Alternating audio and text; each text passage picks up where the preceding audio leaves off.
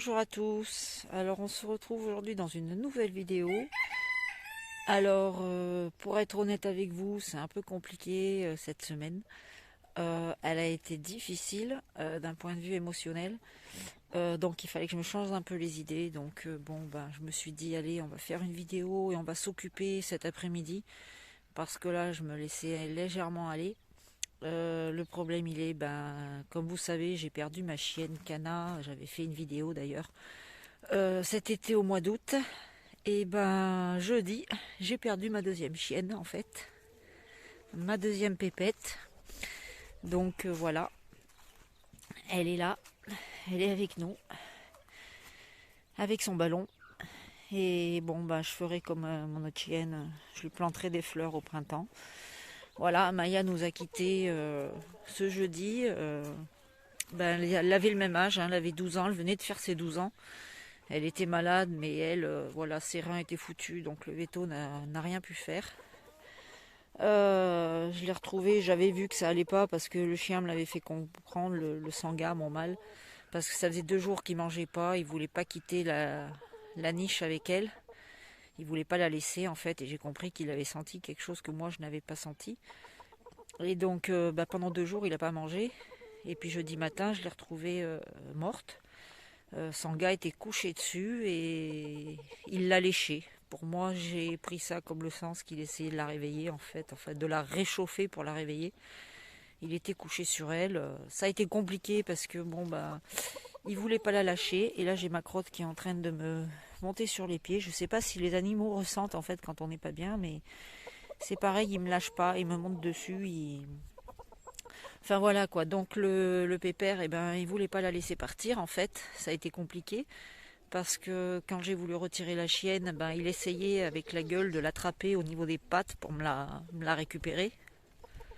Donc il a fallu que je lui laisse parce que j'avais bien compris qu'il n'avait pas fait son deuil en fait.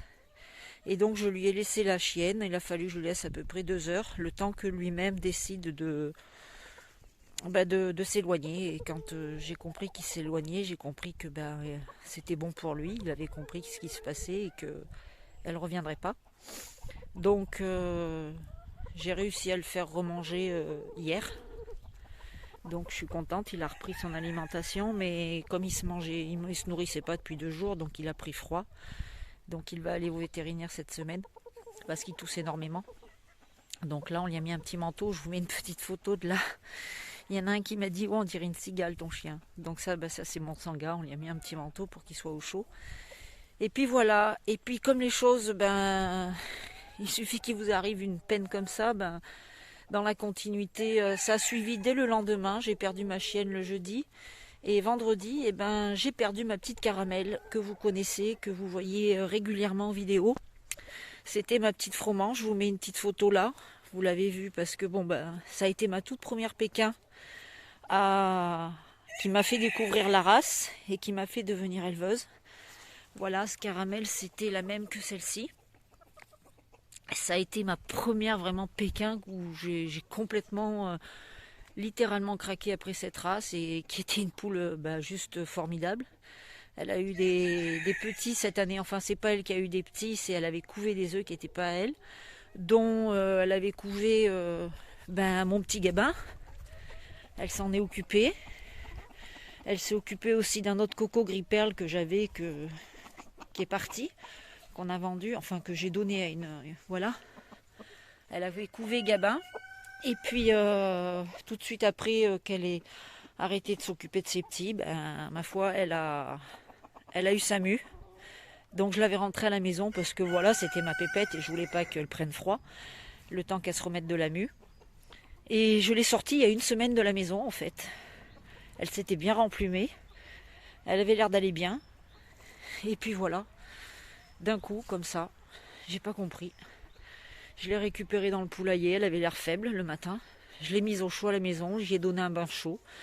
Je l'ai tenue au chaud avec moi, j'ai pas compris. Elle s'est mise à avoir de l'eau dans le jabot et le jabot gonflé. Et puis voilà, ça a été terminé.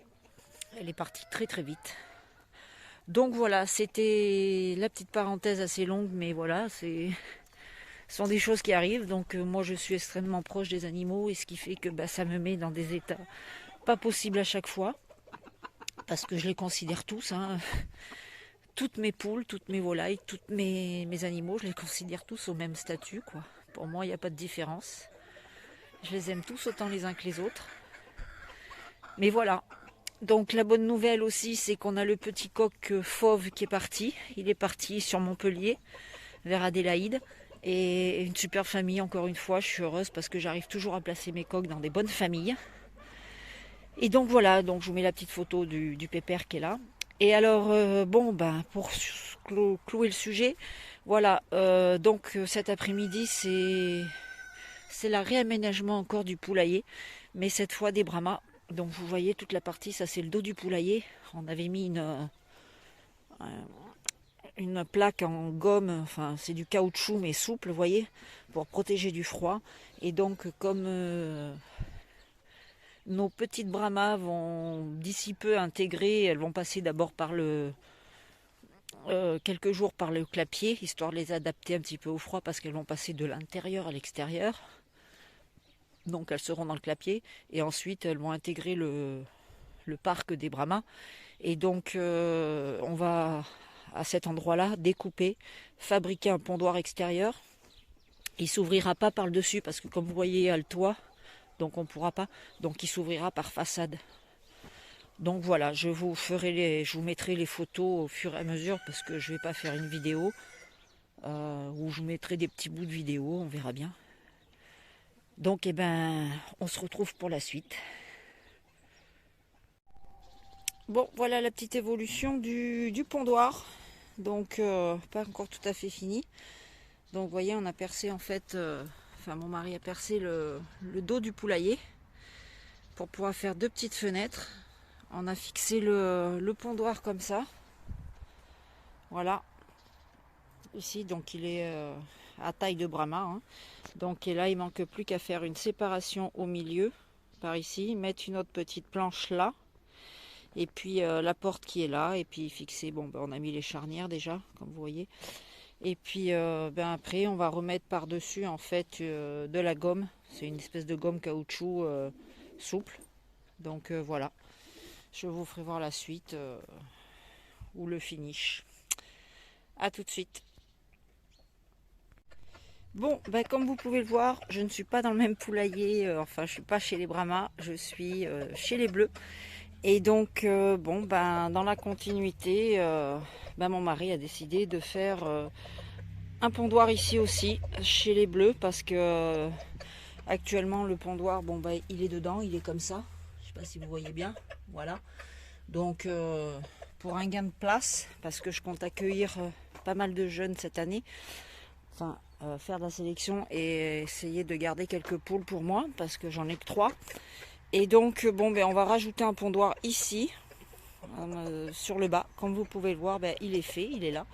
Il n'y a plus qu'à l'installer. Et puis, je vous ferai la vidéo finale pour vous faire voir celui des Brahmas qui est terminé et qui a été au top, puisque sitôt posé, sitôt adopté et aussitôt pondu. Donc, c'est une bonne nouvelle, je suis contente.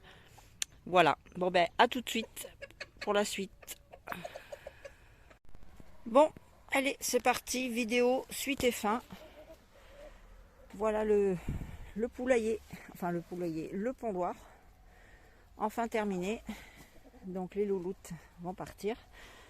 Donc comme je vous disais, super avec le soleil, on n'y voit encore rien. Bon, c'est pas grave, le principal, voilà, je vais essayer de mettre ma main, voilà.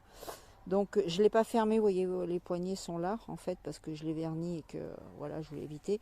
Sinon c'est le système d'ouverture classique, vous savez, comme on a tout le temps chez nous. On penche ça, on vient là et on le rentre ici comme ça. Et pour l'ouvrir, pareil. Alors on a fait forcer exprès pour éviter que d'autres bêtes puissent l'ouvrir.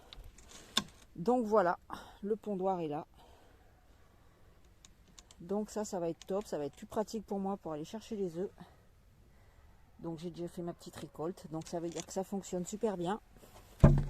Donc ici, hop, pareil, on rebaisse, c'est comme ça de chaque côté. Voilà, alors ici.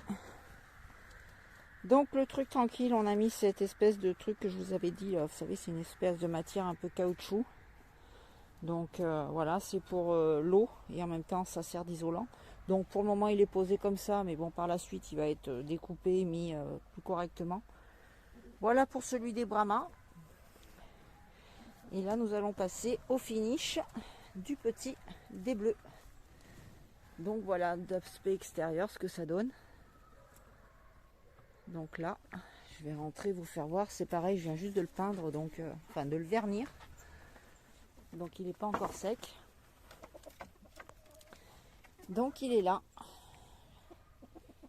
On a la version petite ruche. De l'intérieur, et ben ça donne un tout petit trou.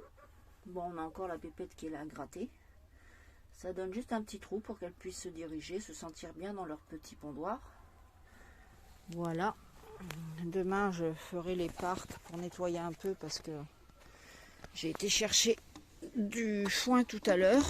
Donc pareil, système d'ouverture là, hop, avec le verrou, système de tige en ferraille. Et voilà le pondoir. Donc celui-là, il a été fait pareil qu'avec des chutes de bois qui nous restaient, de la récup. Voilà. Donc là, je vais éviter de m'en foutre plein les doigts. Je ne peux pas appuyer dessus. Donc voilà. Ah, je vais m'en mettre partout sur moi. Voilà. Ici, c'est fermé. Et on est tranquille. Donc voilà, écoutez, c'est enfin fini cette vidéo. Elle aura été un peu laborieuse parce que c'est plein de petites vidéos à bouter que je vous aurais fait. Mais bon, j'ai pas eu trop le choix. Et puis voilà, excusez-moi encore pour cette vidéo qui est pas très sympathique par rapport au début de la vidéo, ce que je vous ai expliqué, ce qui m'est arrivé. Mais bon, ce sont les aléas de la vie, malheureusement, on peut pas les contrôler. On fait comme on peut. Et puis voilà quoi. Donc si à propos au fait du miscanthus, voilà, je vous donne des petites infos. Donc depuis notre installation, ça n'a pas bougé, c'est resté nickel. Il n'y a pas de boue, vous voyez, ça a plu énormément. On a eu énormément de gelée aussi tous les matins. Donc le miscanthus n'a pas bougé.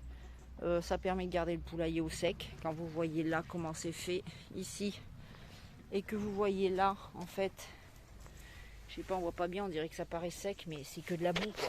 Vous voyez, ici c'est que de la boue. C'est voilà, c'est donc ouais, ça change la vie. Je suis super contente, donc je vais équiper tous mes parcs avec, notamment prioritairement les gris perles, et puis après on fera les bleus. Pour les Brahmas, je sais pas parce que ça fait quand même une très grosse surface à faire, donc c'est un peu compliqué. Mais bon voilà, écoutez, sur ce, je vais vous laisser, je vous dis à très vite dans de nouvelles vidéos, et puis on va se ressaisir. Voilà, allez, ciao tout le monde.